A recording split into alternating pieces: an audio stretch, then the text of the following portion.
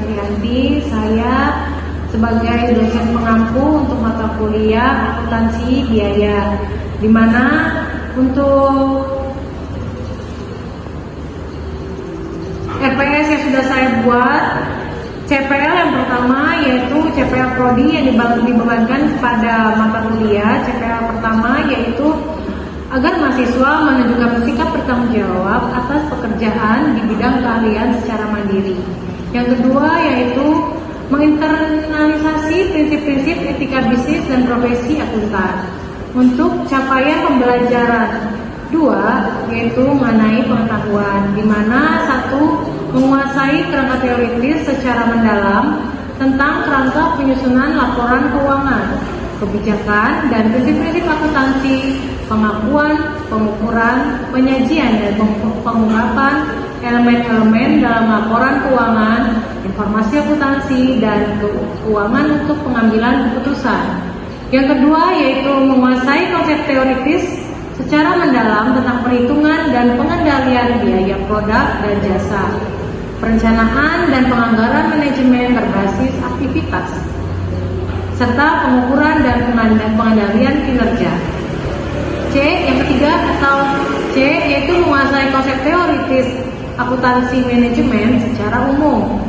D yaitu menguasai konsep, prinsip, dan teknik penganggaran modal, struktur modal, biaya modal, dan pembiayaan kebutuhan modal kerja dan analisis arus kas. Di mana secara keseluruhan yaitu menguasai konsep, prinsip, dan teknik penganggaran modal, struktur modal serta biaya modal, dan pembiayaan kebutuhan modal kerja dan analisis arus kas.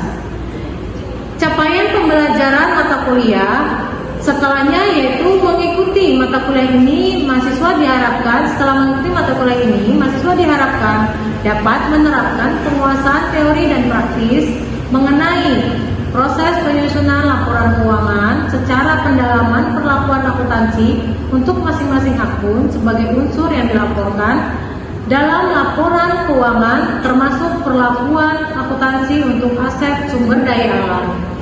Kemudian ada subcapaian pembelajaran mata kuliah, di mana mahasiswa mampu menguasai kerangka teoritis secara mendalam tentang kerangka penyusunan laporan keuangan, kebijakan dan prinsip-prinsip akuntansi, pengakuan, pengukuran, penyajian, dan pengungkapan elemen-elemen dalam laporan keuangan, informasi akuntansi, dan keuangan untuk pengambilan keputusan.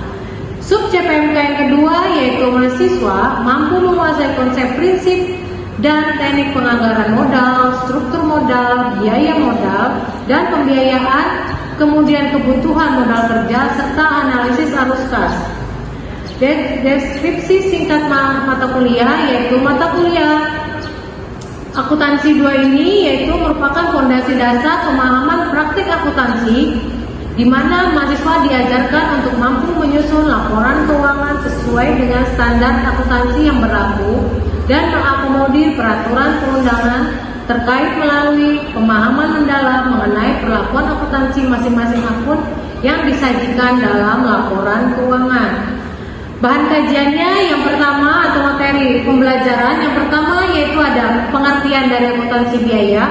Yang kedua yaitu konsep dan klasifikasi biaya. Ketiga, akuntansi biaya bahan baku, tenaga kerja langsung, dan biaya overhead pabrik. Keempat yaitu perilaku biaya aktivitas. Kelima yaitu metode full costing dan variable costing. Keenam yaitu metode harga pokok pesanan atau job order costing. Yang ketujuh yaitu metode harga pokok proses atau proses costing. Yang 8 yaitu metode harga pokok produk bersama dan produk samping. Yang ke-9 yaitu metode activity based costing. Untuk daftar pustaka utama yaitu menggunakan buku ajar akuntansi yang diterbitkan oleh rekan saya Bapak Samsul Anwar. Dengan pendukung beberapa, yang pertama pasti ada SHK entitas mikro dari IAI, yang kedua ada standar keuangan entitas tanpa akuntabilitas publik yaitu IAI Jakarta, dan SHK IAI Jakarta. Sekian CPML dari saya. Oke, selamat pagi.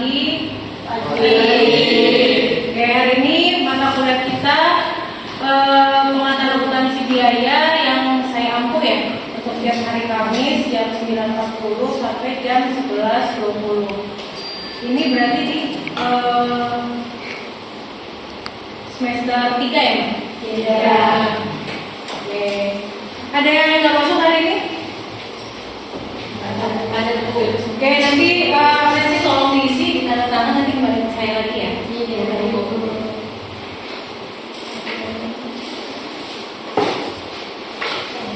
Oke, materi hari ini seperti biasa saya akan mereview dulu materi yang sebelumnya, di mana materi minggu lalu yaitu mengenai pengantar akuntansi biaya. Sebelum kita masuk materi selanjutnya, coba saya review dulu apa sih yang teman-teman atau rekan belum pahami. Di sini kita akan bahas tentang akuntansi biaya. Minggu lalu kita bahas apa sih sebenarnya pengertian dari akuntansi biaya itu sendiri. Komponen di dalam pengelolaan keuangan yang membantu mengambil keputusan strategis dan meningkatkan efisiensi operasional. Oke, berarti ini berbicara tentang bagaimana konsep dari keuangan itu sendiri, fungsi dari akuntansi biaya itu sendiri. Kembali lagi kita belajar ke pengantar akuntansi. Akuntansi itu adalah mengidentifikasi, mengelompokkan, menganalisis. Yang outputnya adalah laporan keuangan, di mana laporan keuangan ini menjadi acuan bagi manajemen untuk mengambil suatu keputusan. Salah satu cabang ilmu atau saya bilang diversifikasi dari akuntansi ini adalah namanya akuntansi biaya. Akuntansi biaya seperti yang dilihat di slide saya, yaitu mengenai komponen kunci dalam pengelolaan keuangan perusahaan yang membantu pengambilan keputusan strategis dan penilaian efisiensi operasional. Oke, tujuan pembelajaran ini kembali lagi bahwa ada satu, yaitu memahami konsep dan prinsip dasar akuntansi biaya, kemudian menguasai elemen dan klasifikasi biaya produksi. Yang ketiga yaitu mempelajari metode penentuan dan perhitungan biaya. Yang keempat yaitu memahami aplikasi akuntansi biaya dalam keperluan bisnis.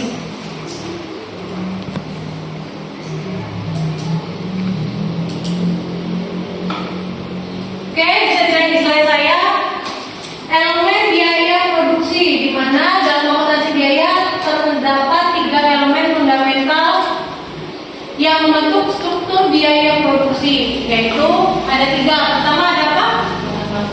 Bahan baku langsung. Yang kedua tenaga kerja langsung. Yang ketiga yaitu oke, bahwa ketiga elemen ini harus saling terkait dan harus dikelola secara efisien untuk mengoptimalkan biaya produksi. Kembali lagi, apa sih maksud dengan bahan baku utama, bahan baku langsung?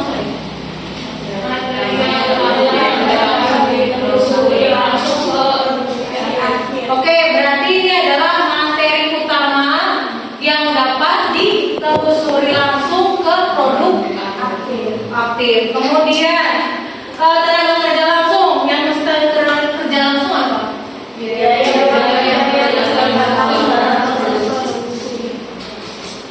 Oke, ini menyangkut apa sih biasanya tenaga kerja langsung? Oke, berarti ada pekerja. Misalnya sini ya, biaya pekerja yang terlibat langsung dalam proses produksi. Kemudian ada overhead pabrik. Ya, apa sih maksud overhead pabrik? Yaitu biaya tidak langsung yang mendukung proses manufaktur. Ingat ya, yang hanya ada bahan baku, kemudian tenaga kerja langsung, overhead pabrik biasanya adalah perusahaan manufaktur. Kenapa di perusahaan jasa nggak ada?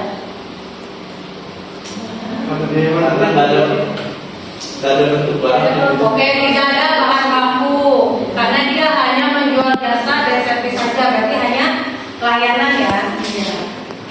Oke, kemudian yaitu adalah kita bicara langsung ke klasifikasi biaya. Biaya itu dibagi menjadi 3, yaitu ada biaya tetap atau fixed cost, biaya variabel, kemudian ada biaya semi variabel. Apa sih maksud biaya tetap? Biaya yang tidak akan berubah atau selama perusahaan itu memproduksi, biaya itu akan tetap sama. Walaupun dia memproduksi hari ini, besok terproduksi, biaya itu tetap namanya biaya tetap. Apa sih yang termasuk dalam biaya tetap? Sewa gedung, betul. Kemudian gaji manajemen masih fluktuatif. Kemudian asuransi. Kemudian oke, semua biaya yang sewa bulanan itu, walaupun misalnya hari ini kita produksi, kita udah sewa 1 tahun di pabrik, ternyata bulan keempat, bulan kelima kita tidak memproduksi, nah itu biaya tetap itu akan selalu muncul. Kemudian ada biaya variabel. Apa sih maksudnya biaya variabel? Biaya yang sesuai volume produksi, yaitu mencakup biaya apa aja? Upah kerja langsung, kemudian biaya pengiriman. Oke, berarti apa tuh? Semakin tinggi tingkat produksi, maka semakin besar biaya variabelnya. Contohnya apa sih biaya variabel? Selain ini apa?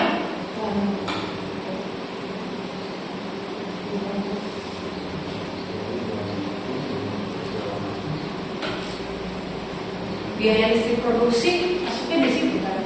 Jadi kalau semakin banyak jam lembur ya, artinya kan produksinya semakin meningkat, tapi biaya variabelnya juga meningkat. Contohnya ada upah lembur, listrik operasional pasti ada tambahan dan sebagainya mengikuti.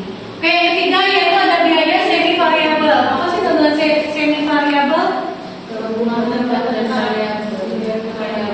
Gabungan tetap dan variabel seperti biaya listrik yang menjadi biaya dasar bulanan. Jadi maksudnya yang tetap tadi ya, bukan biaya tetap, tapi biaya listrik yang dipakai oleh biaya seksi manajemen dan operasional itu dibedakan.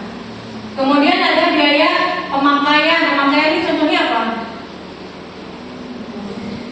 Biaya mesin. maintenance. Kemudian ada biaya komunikasi dan sebagainya. Oke, ada pertanyaan sampai di sini? Gak ada, kita lanjut lagi ya. Kemudian kita kembali ke manfaat akuntansi biaya. Apa sih sebenarnya yang menjadi manfaat dari akuntansi biaya ini?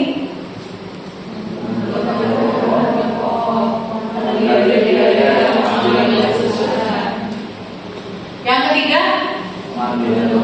Oke, yaitu kenapa sih penentuan harga pokok itu ditentukan dari akuntansi biaya?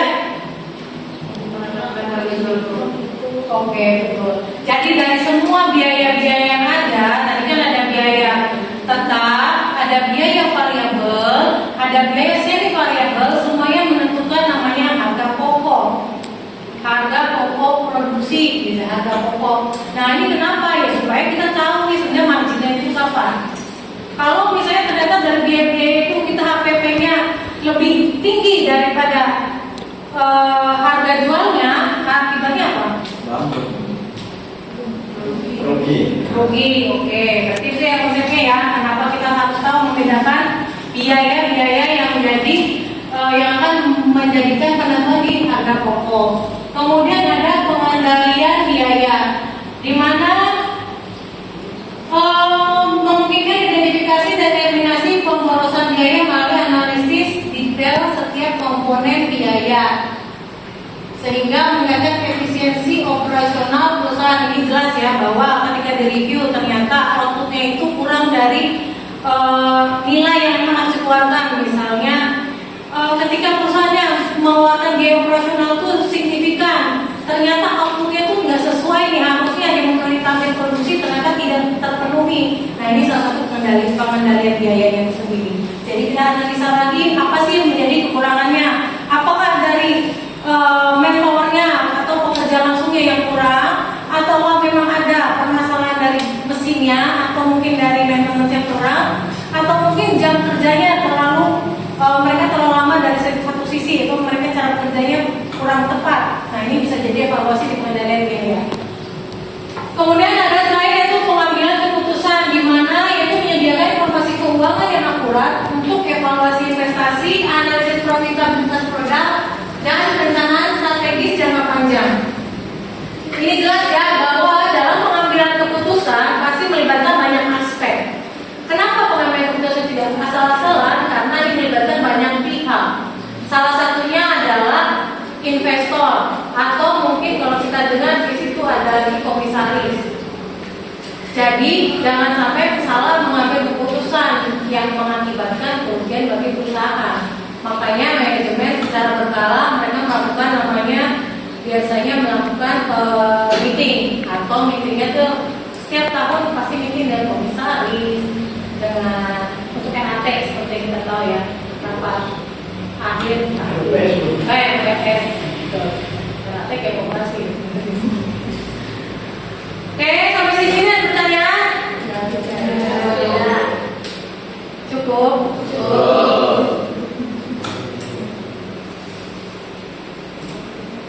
Oke, kita sampai di metode penentuan biaya. Jadi dalam menentukan biaya kita dibagi atas 3, yaitu ada job order costing, kemudian ada process costing, kemudian ada activity based costing. Di mana dari tahun 2000 saya mendengar activity based costing ini biasanya dipakai oleh perusahaan-perusahaan di sini. Oke, tapi kita kembali lagi bahwa job order costing itu apa sih yang dimaksud dengan job order costing? Metode penentuan biaya yang menggunakan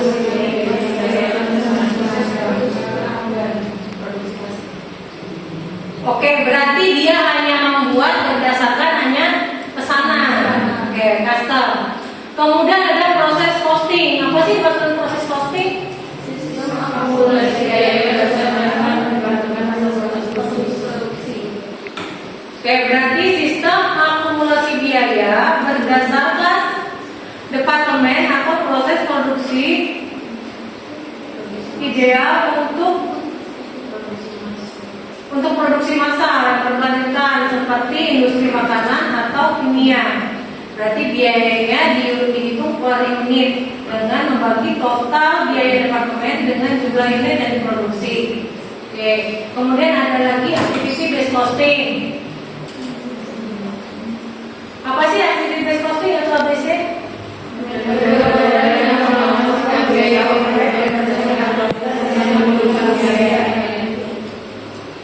Oke, jadi ini metode yang mengklasifikasikan atau mengalokasikan biaya overhead berdasarkan aktivitas yang menimbulkan biaya.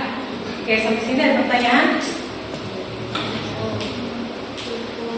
Oke, selanjutnya nanti saya kasih tugas, boleh dikumpulkan minggu depan, kemudian minggu depan juga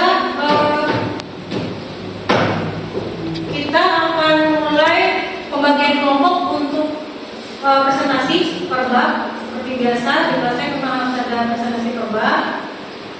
Minggu depan kita bahas lagi siapa-siapa aja yang akan mulai untuk presentasi dari kelompok berapa. Oke, baik, saya cukup sekian pemaparan dari saya. Saya ucapkan terima kasih. Sampai ketemu lagi di kelas selanjutnya. Selamat siang.